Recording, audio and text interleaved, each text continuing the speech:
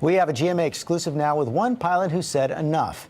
Every week for 4.5 years, he easily walked through the same security checkpoint at Memphis International Airport to fly for ExpressJet Airlines. But when the airport replaced the metal detector with a full-body scanner, First Officer Michael Roberts refused to walk through it, refused a pat-down as well, so the TSA refused to let him fly. Michael's here this morning with his lawyer, John Whitehead, to tell us what he intends to do about it. And Michael, thank you so much for coming in. Listen, no one's comfortable with the full-body scans. Everyone hates, I hate, being patted down. But is it really worth losing your job for that? Michael Roberts is an airplane pilot who routinely flies out of Memphis, Tennessee at the airport there.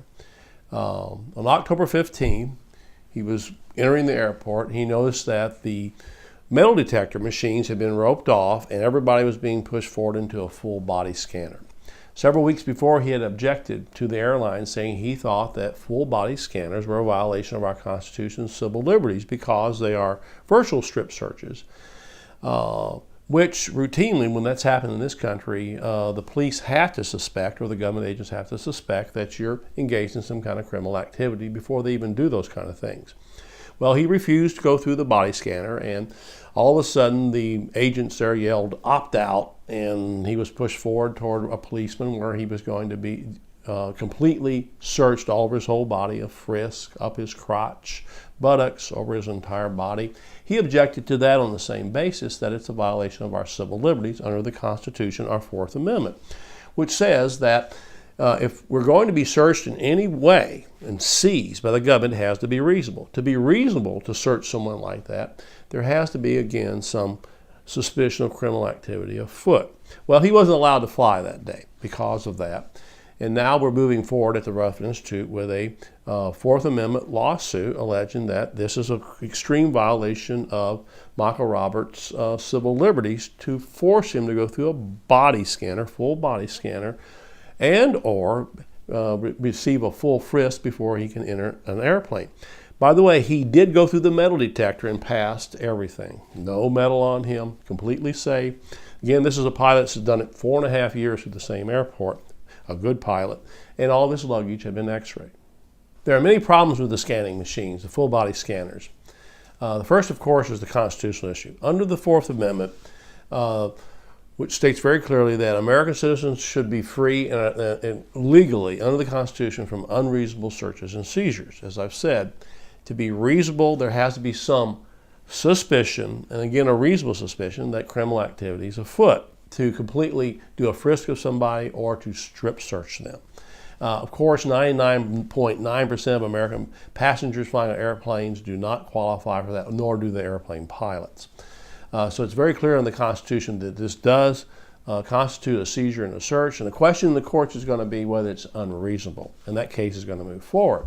The other thing about the scanning machines, and this is very, very important, some medical schools are coming out now, including the Columbia University Center for Radiology, saying that especially pregnant women and children should not be going through these machines because of the high dosage of radiation, 20 times more than the average dosage of an X-ray machine. It may cause genetic mutations, deformities in children, unborn children in the womb. So these also pose a very serious medical problem.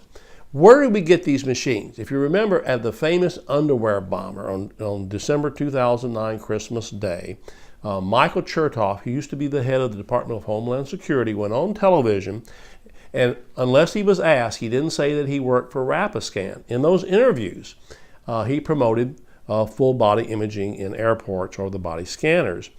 Rapiscan is a corporation which makes the machines and sells them to the government. Shortly after those interviews, the TSA, which runs the airports, bought the machines to use as a test in certain airports. Now maybe up to 1,000 more will be placed across the United States at $150,000 a pop. You're talking millions upon millions of hundreds of millions of dollars passed on to taxpayers based on something that A, may be medically defective and hurt human beings, and 2, may not even work. The point is that body scanners do not pick up metal objects, and if explosives or weapons or small weapons are in body cavities, they don't pick those up either on the body scan. And in fact, the former head of security at the Israeli airport says they don't even use them because they are ineffective. So what do we do about this? I see people like Mike Roberts, this airport pilot that the Rutherford Institute is going to be defending, is sort of like the tank man in China. If you remember that great image standing before the tanks. One single individual sometimes can change history, but if you have 1 million tank men coming out and objecting, you can change things. If we're going to fight the surveillance state, which is encroaching upon us, we're going to have to resist. More people are going to have to stand up and say, I'm not going to do this. And there's always an avenue. Our Constitution protects us. We can fight these cases in court.